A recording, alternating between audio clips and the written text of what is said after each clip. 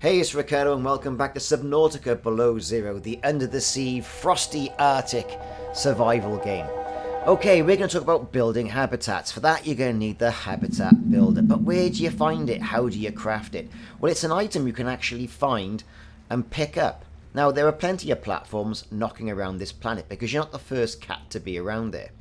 Ideally, what you need to be doing is getting yourself over to a platform. Now, you may have seen this round by the creeper vine or kelp forest when we were picking up stuff to get a battery. If you haven't checked that out, check out that video. It's on the channel. How to get batteries, how to get lubricant, how to get a knife, all that sort of stuff. But really, you should be a little bit further along than that. But if you want to go building a base and building these extravagant bases that you see all around the internet, the habitat builder is what you're going to need. Now, I'm in the middle of a right old frosty snowstorm, so it's much more palatable for me to be actually under the sea at the moment.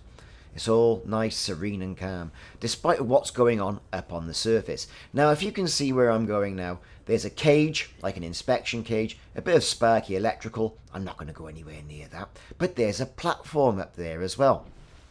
We're going to get ourselves up that ladder, making sure there's none of those pesky sea monkeys around, which are the bane of my life in Subnautica Below Zero, to be honest with you. And we're going to check out all the containers. Opening the first container, and there it is. There's the habitat builder. But there are more boxes and things to scan on this platform if you can just about make it out in the middle of this horrendous snowstorm that I'm under. So, there's a desk you can scan. Always handy to have a desk for your base, somewhere to put all your stuff. And there's also a PDA as well. So we're going to get that data download for fauna research in our PDA. Now, all this information can give you viable clues to what goes on within the Subnautica game. So it is just not something to pick up, it is something to have a good look at as well. So we've got our habitat build, and with that unlocks a host of new blueprints and things you can build, providing you've got the materials. So we're having another good look around this platform, nothing else to really scan, just some supply crates. We're going to get some of those flares. Another couple of crates over there. The nutrient block. Always handy to have a bit of nutrient, even though we've been killing fish for all that. And that's where we are. We've got all the things on that platform now. Now we're going to dive into that inspection cage. Looks like something's been in it. Something's been all broken out of it. And we're going to get back to our habitat builder. But on the way, what we're going to be doing is we're going to be picking up loads of materials that are going to enable us to start building a habitat. Now, quartz is going to be very important, as well as titanium. So, titanium and quartz, I think, are key for this, because you need to buy or need to build solar panels for power, and you're going to need titanium for the actual structures. Just building a structure in itself is going to allow it just to be there, basically. You're not going to be able to produce any oxygen. It'll be in low power mode. And that's Subnautica Below Zero's way of saying, hey, build some solar panels, or build a thermal generator, or pump the air down with that bladder and elaborate pipe system all the way down from the surface. But hey, there you go. Picking up some sea glide fragments, even though if you have the sea glide already in the game, will give you 2 items of titanium. But it's always worthwhile noting, if you're a new player, where those items are. So there's my grav trap doing a bit of fishing for me and sucking all the fish into a generalized local area. Over to our escape pod, and now it's time to start building some of those elaborate bases that you see on the internet.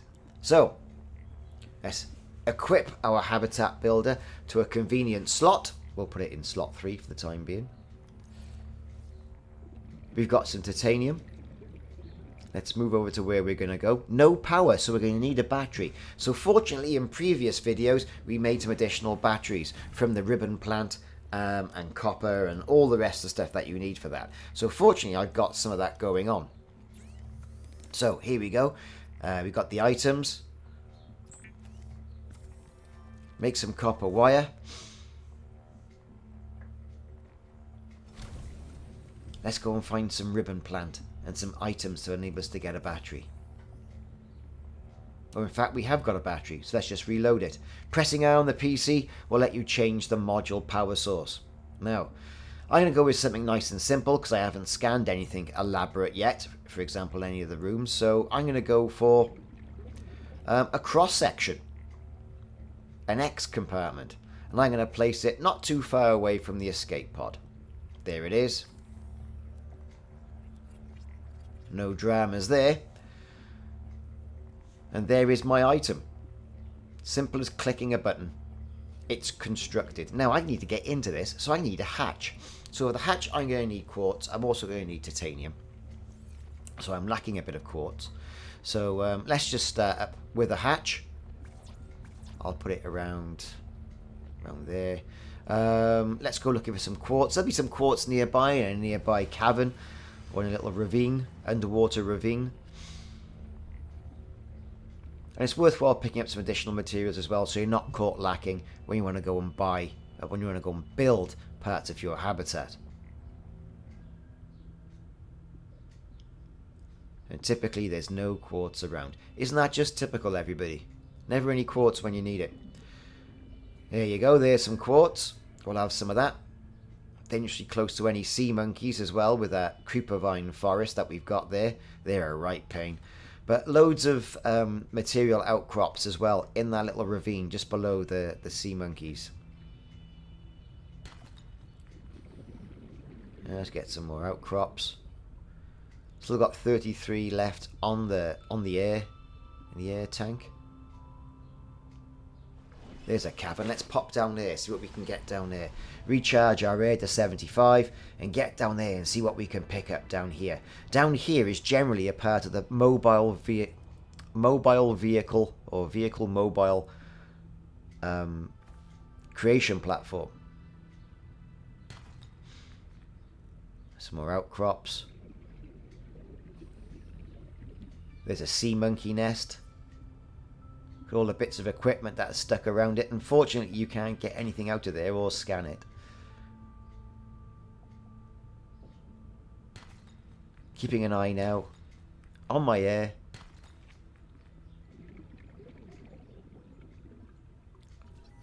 And there's a mobile vehicle bay fragment. So very worthwhile pointing out where that is. So mobile vehicle fragment bay. We've got one part of that.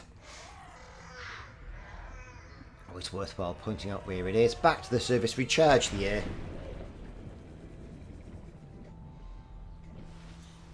And if you want, it's probably worthwhile going down and setting a beacon so you can go back to that particular place and do some more exploring.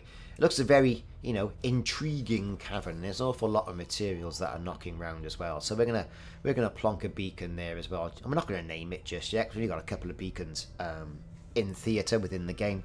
So that's what we're going to do. We're going to leave that there. Now, you can edit your beacon name if you want to, make it something meaningful, or just leave it as it is. Okay, back into the wondrous cave of wonder. Have another quick look around, get some more materials. Lots of vines and things down there in this cave. Get a couple more oxygen tanks, come down there, go exploring. And there's some of the quartz that we wanted. So 30 seconds of oxygen remaining, time to head our way back up to the surface, making good use of the sea glide that we've got. And it's time then to get ourselves back to our habitat that we've started making, or our cross-section pipe, which effectively what it is a cross-section pipe. That's all we've got so far. And put a hatch on it so we can get inside. So the sea glide's making short work of getting from A to B. Very worthwhile until you get some of the other fragments. And like I say, we've already got the mobile, one fragment of the mobile vehicle bay. 100 meters away now. Another sea glide fragment by there. Let's pick that up and get the 2 tons of titanium that it affords us, or 2 units of titanium that it affords us. And there's our escape pod, and with it there's our cross section. So let's pop in there, recharge the air.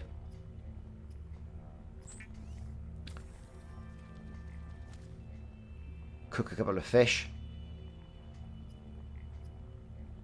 Got to keep your strength up, you see, in Subnautica. It's very important you don't run out of water, don't run out of food, right? It's going to warn you if you do. But let's face it, it's really embarrassing. So we've started making our hatch. There it is, glowing in light blue, which says that, hey, you're lacking in some areas. So we've now built it. But if you go into the base, like I mentioned at this stage, you're not going to get any air. You're going to need a solar panel. Copper ore, titanium, and quartz. And we're going to place that on top of this one particular section. And that's going to power that little portion of habitat we've just built. Now, of course, you need the sun. And you can see it's nighttime.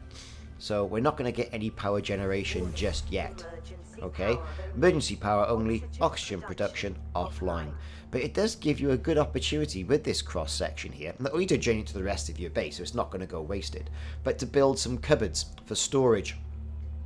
So I'm going to build a couple of those in that one part of the cross section there, and store some of my gotten gains, some of my materials, my habitat building and equipment building materials.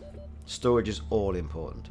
Anyway, so there you go. I've built a rudimentary habitat. I've got power to it. As soon as the sun comes up, I'll get some oxygen. And it's not too far away from my escape pod in Subnautica Below Zero. Thanks for watching. I've been Ricardo. This is the Habitat Builder, how to get it in Subnautica Below Zero. Check back for more videos in the series.